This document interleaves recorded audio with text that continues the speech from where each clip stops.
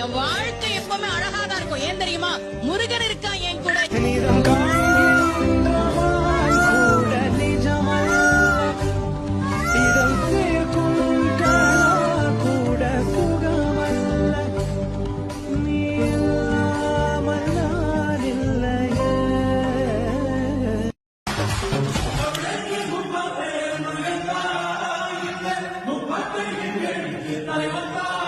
என் வாழ்க்கை எப்பவுமே அழகாதான் இருக்கும். ஏன் தெரியுமா?